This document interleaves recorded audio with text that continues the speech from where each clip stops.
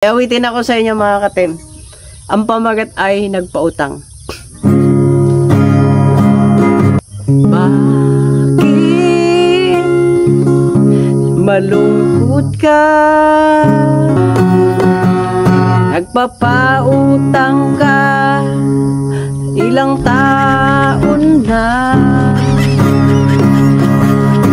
pa nagbabayad ng utang. Ang laki na ng tubo, halos sobra na sa puhunan ng utang niya. Masakit yan sa ulo.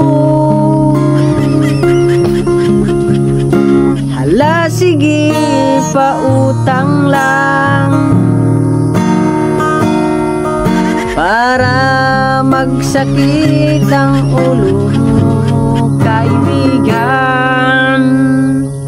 Pautang, pautang, pero ang hirap singilin pag nagpautang. Kaya ako ayaw ko nang mangutang, dahil wala akong pambayad sa utang.